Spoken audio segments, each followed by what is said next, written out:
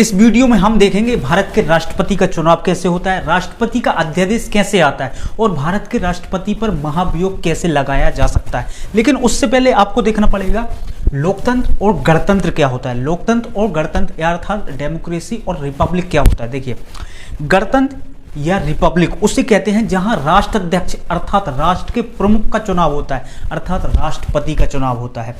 और लोकतंत्र या डेमोक्रेसी उसे कहते हैं जहां पर शासन अध्यक्ष जो सब पे शासन करता है उसका चुनाव होता है।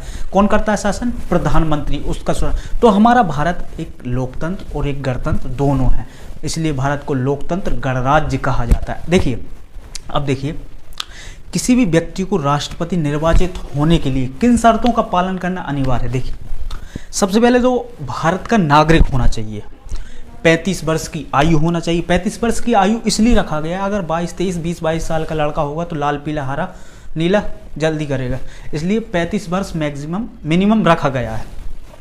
दूसरा, पागल या दिवालिया नहीं होना चाहिए। अगर दिवालिया हुआ तो सबसे पहले, अगर चुनाव जीत गए तो सबसे पहले अपना कर्जा उतारेगा, भाड़ में जाए देश, समझ रहे हैं। इसलिए पागल या दिवालिया नहीं होना चाहिए। नंबर 4, लाभ के पद पर नहीं होना चाहिए। लाभ का पद किसे कहते हैं? सरकारी नौकरी, MP, MLS, ये लाभ का पद नहीं होता। वैसे तौर पर लाभ का पद सरकारी नौकरी होता है ऐसे तौर पर, लेकिन आप तो समझ गए होंगे लाभ का पद कौन सा है। तो देखिए, राष्ट्रपति निर्वाचित होने के लिए एक कंडीशन सबसे कठिन है, इसलिए भारत का हर व्यक्ति निर्वाचित नहीं हो सकता। वो कौन सी? देखिए, 50 प्रस्तावक होना चाहिए। जैसे मैं राष्ट्रपति बनना चाहता हूं तो मेरा 50 लोग पार्लियामेंट में प्रस्ताव रखें, 50 लोग प्रस्ताव रखें कि हम इस व्यक्ति को चुनाव में उतारना चाहते हैं, और उस 50 व्यक्तियों का 50 लोग अनुमोदन करें। अनुमोदन मतलब उनका समर्थन करें, अर्थात टोटल मिलाकर मोटे तौर पर राष्ट्रपति निर्वाचित होने के लिए एक व्यक्ति को 100 सांसदों से अच्छा संबंध होना चाहिए, तब जाकर राष्ट्रपति निर्वाचित हो सकता है। नहीं तो भारत का ऐरा गैरा नत्थु गैरा कोई भी निर्वाचित हो जाता है।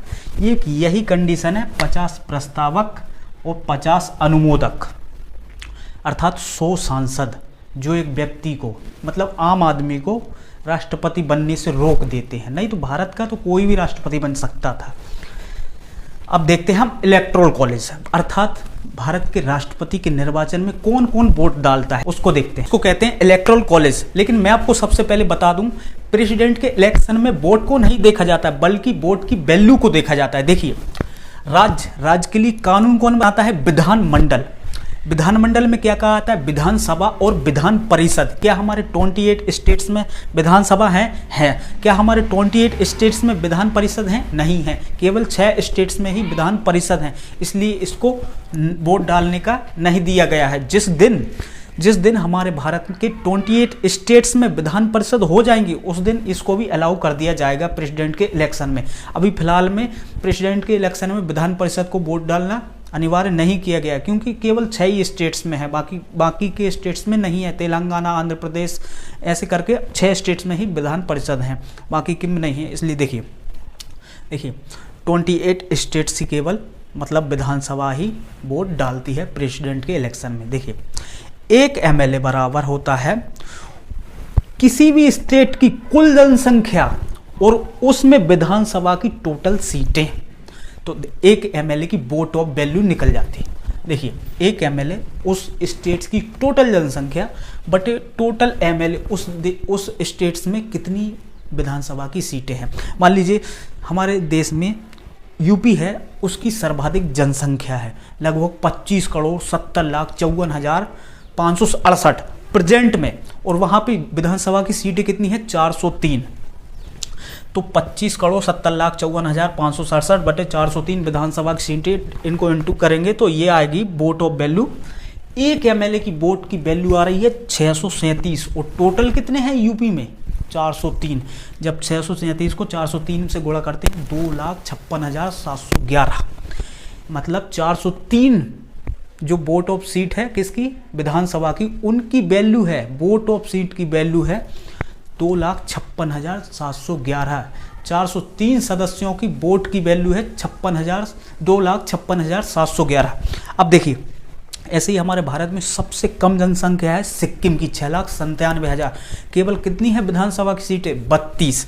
तो देखिए 6,97,000 बटे 32, और ये इंटू करेंगे तो इनकी यहाँ की जो सिक्किम का एक मेंबर होगा ना, उसकी वोट ऑफ वैल्यू कितनी आ रही? मात्र 21। और जबकि यूपी वाले की 637 एक सदस्य की, 21 को 32, क्योंकि 32 है टोटल सीट विधानसभा की। कहाँ पे? सिक्किम में।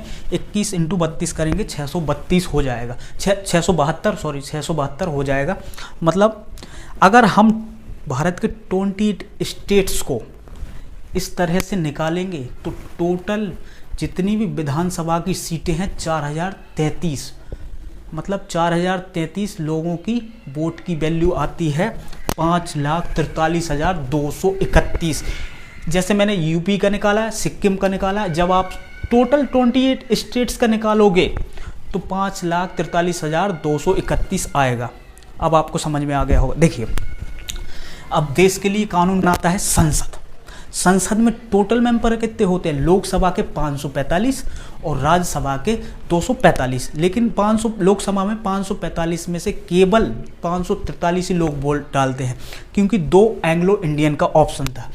एंग्लो इंडियन किसको कहते हैं? जब हमारा भारत देश आज़ाद नहीं हुआ था 1947 से पहले, तो यूरोपीय लोग हमारी भारत की महिलाओं से शादी विवाह कर लिया करते थे। उनके जो बाल बच्चे थे या बीवी थी, तो जब हमारा देश आज़ाद हो गया, वो लोग तो उनका प्रतिनिधित्व कर रहे थे महिलाओं का और उनके बच्चों का, लेकिन वो लोग तो चले गए। अब इनका प्रतिनिधित्व कौन करता है? इनकी आवाज़ कौन उठाता? पार्लियामेंट तक कौन ले जाता है? या मतलब इनके बारे में कौन सोचता? इसलिए पार्लियामेंट में इनकी 2 सीटें रिजर्व कर दी। लेकिन हालांकि फ़िलहाल में ये ऑप्शन हट गया है। क्यों हट गया है? क्योंकि लगभग 70-75 साल से ज़्यादा हो गया है, तो अब टोटल वो इंडियन हो गए होंगे, प्योर इंडियन हो गए होंगे। समझ में आ गए होंगे। अब देखिए राज्यसभा में राष्ट्रपति प्रेसिडेंट 12 सदस्यों को नॉमिनेट करता है, मतलब मनोनीत करता है।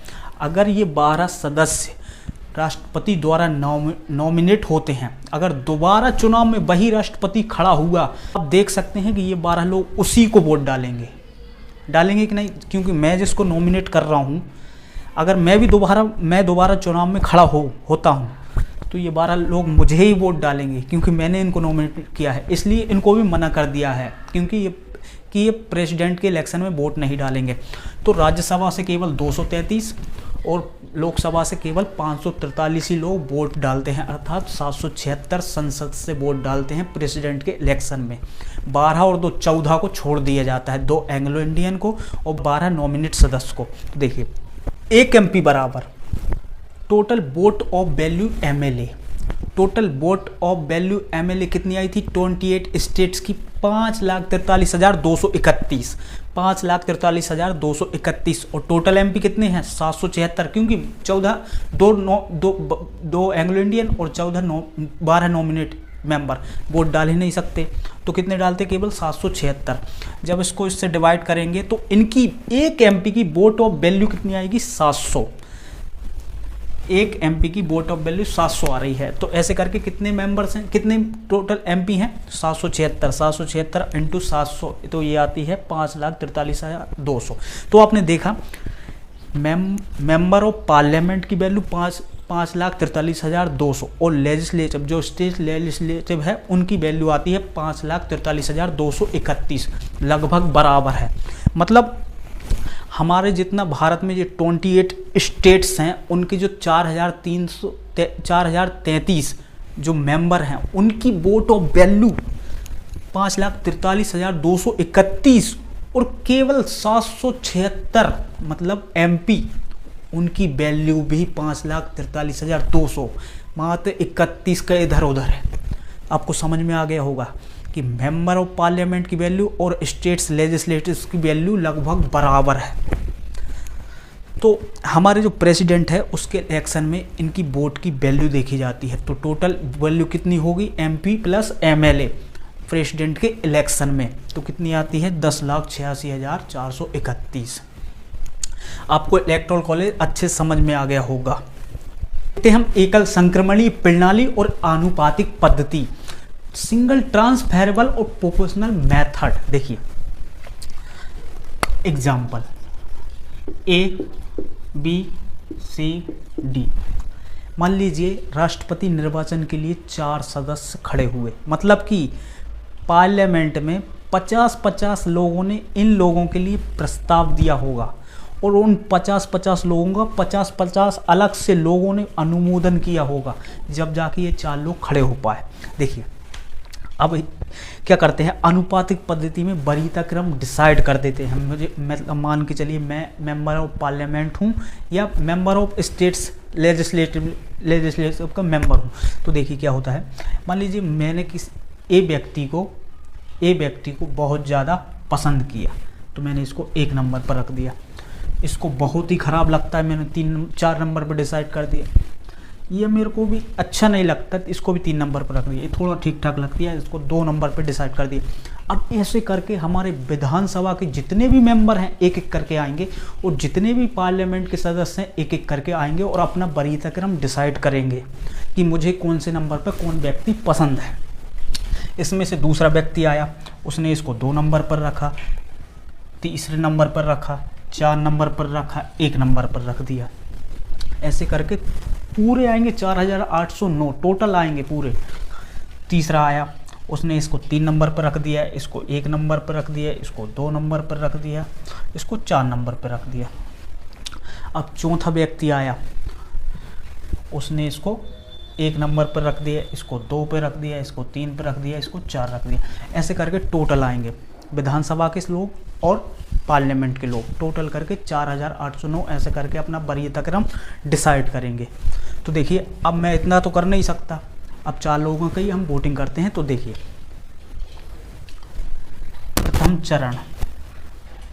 प्रथम चरण, मान लीजिए ए व्यक्ति को 2 लोगों ने 1 नंबर पे पसंद किया, 1-2 लोगों ने पसंद किया।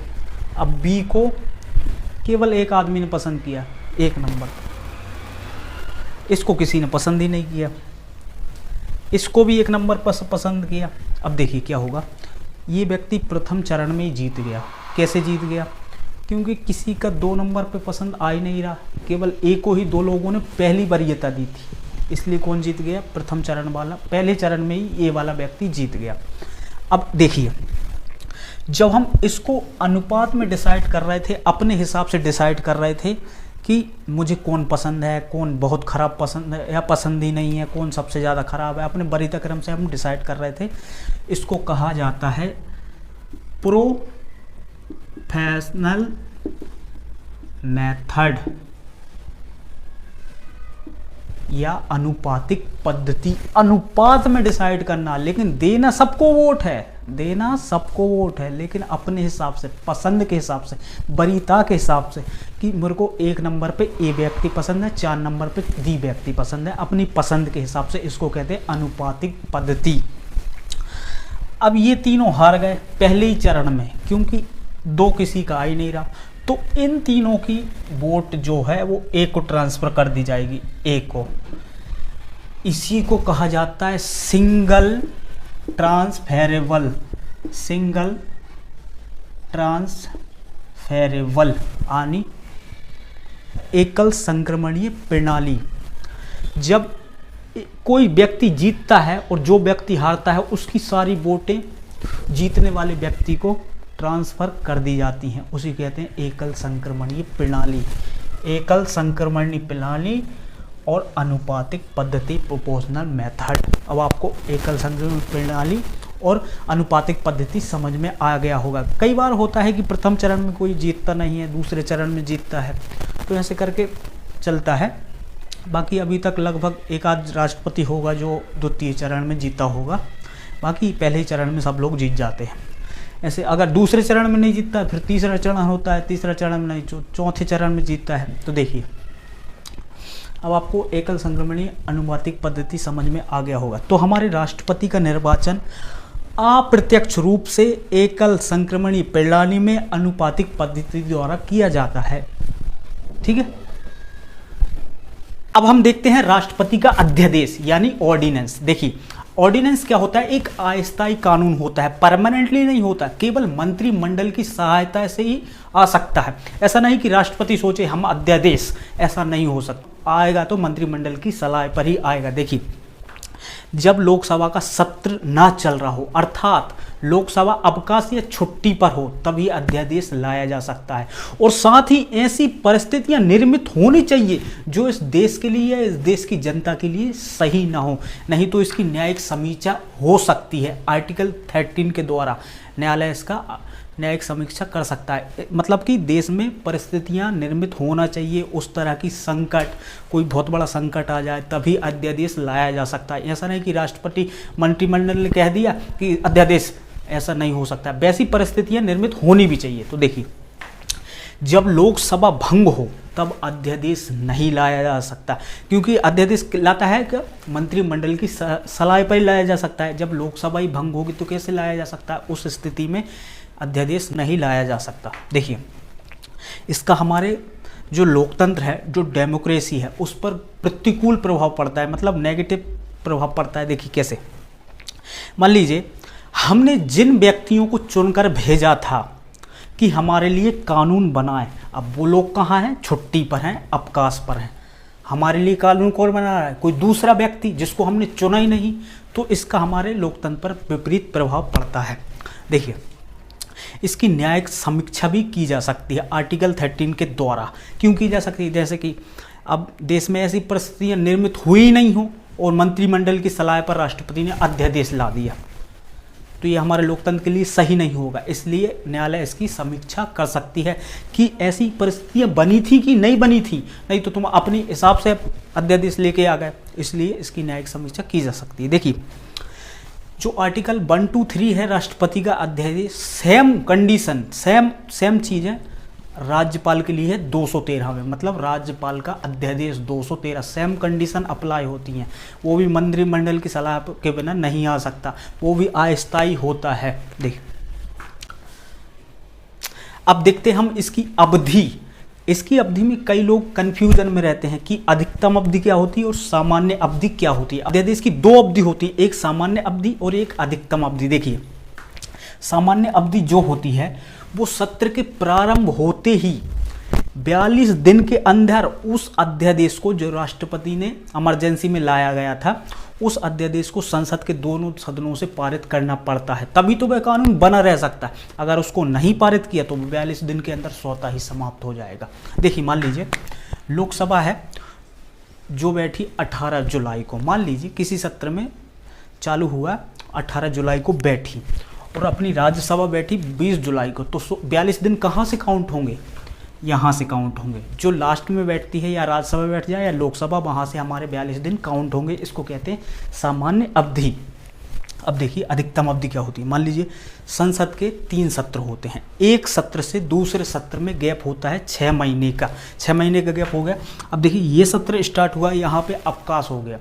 अब अवकाश हो गया, अब दूसरे सत्र में जाएंगे तो 6 महीने का डिफरेंस आ जाएगा। अब जो 6 महीने का डिफरेंस आ गया, उसके बाद ही हम 42 दिन काउंट करेंगे। तो 6 माह प्लस 42 दिन, इसको कहते हैं अधिकतम अवधि। आपको समझ में आ गया होगा।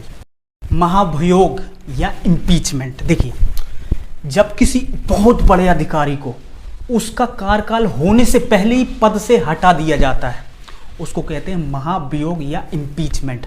आपने इतिहास पढ़ा होगा, मीर जाफर को पद से हटाकर मीर कासिम को बनाया गया था और दोबारा उसी मीर कासिम को हटाकर मीर जाफर को बनाया गया। तो उसको आपदस्थ, उसके पद से, उसका कार्यकाल होने से पहले ही उसके पद से आपदस्थ कर दिया, उसको ही कहते हैं महाभियोग। देखिए, भारत में अभी तक महाभियोग किसी भी राष्ट्रपति पर नहीं लगाया गया, क्योंकि देखिए, राष्ट्रपति पर महाभियोग लगाने के लिए 3 कंडीशन होनी चाहिए, 3 परिस्थितियां होनी चाहिए।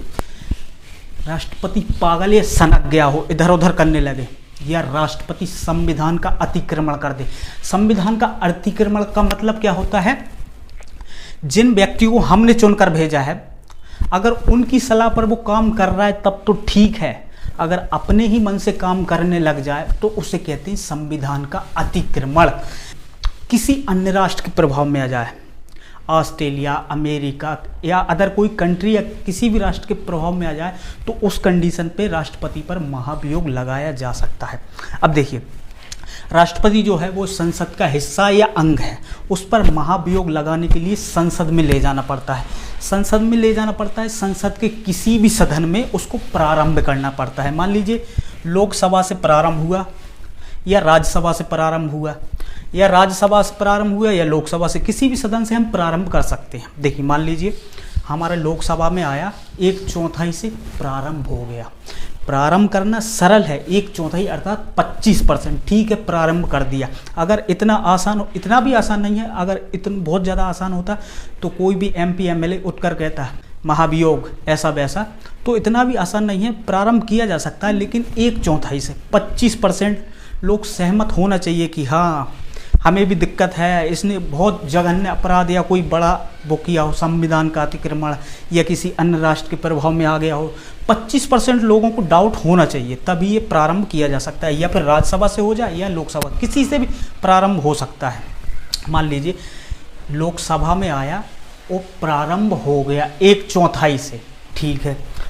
अब पारित होने के लिए 2/3 चाहिए, 66%। मान लीजिए लोकसभा से पारित भी हो गया। अब पारित होने के बाद 14 दिन पहले राष्ट्रपति को सूचना दिया जाता है कि राष्ट्रपति तैयार कर लो, यहाँ से तुम निकल गए हो, यहाँ से तुम्हारा बोरिया बिस्तर बंद गया है। तो राष्ट्रपति अपना तैयारी करके दूसरे सदन में जाएगा, राज्यसभा में, यहाँ पे भाषण देगा, जो भी उसका बातें रखनी होगी, जो भी वो एक सदन में ही रख पाता है, या फिर इधर से आ गया तो इधर पे ही रख पाएगा अपनी बातों को, या फिर इधर से आ गया तो राज्यसभा में ही रख पाएगा, या फिर लोकसभा में रख पाएगा इधर। तो देखिए अपनी बातों को रखता है, भाषण देता है। अगर ठीक है, यहाँ से भी उनको डाउट हुआ कि नहीं राष्ट्रपति ने कोई अपराध किया है या संविधान का अतिक्रमण किया है या अन्य राष्ट्र के प्रभाव में आ गया है या पागल हो गया, सनक गया है, तो यहाँ से भी 2/3 से पास कर देंगे, 66% से, तब तो राष्ट्रपति गया। मान लीजिए यहाँ से प्रारंभ होकर पारित होकर यहाँ गया और यहाँ पे पारित नहीं हो पाया 2/3 से, तब तो राष्ट्रपति गुस्से आएगा, अब ना छोड़ अब तुमको। फिर वो राष्ट्रपति ब्रह्मास्त्र का प्रयोग करेगा, अपने ब्रह्मास्त्र। इसलिए कहते हैं पंगा लेने से पहले सोच लेना चाहिए। अब वो अपने जे वीटो का प्रयोग करेगा, क्योंकि संविधान में लिखा हुआ है कोई भी विधेयक राष्ट्रपति के साइन बिना कानून नहीं बन सकता। राष्ट्रपति उस पर साइन करेगा ही नहीं। और संविधान में ये भी लिखा है कि राष्ट्रपति को कब तक साइन करना होगा, इसकी कोई सीमा निर्धारित ही नहीं की गई है। राष्ट्रपति हो सके तो सदियों तक अपने पास रखे, कोई विधेयक कानून बन ही नहीं पाएगा, इससे सरकार अटक जाएगी। इसलिए पंगा नहीं लेना चाहिए। अब देखिए 1984 में ज्ञानी जेल सिंह ने डाक संशोधन विधेयक अपने पास रख लिया था, अभी तक रखा हुआ है, पास ही नहीं हुआ। समझ रहे हैं ना आप? तो आपको महाभियोग इम्पीचमेंट समझ में आ गया होगा।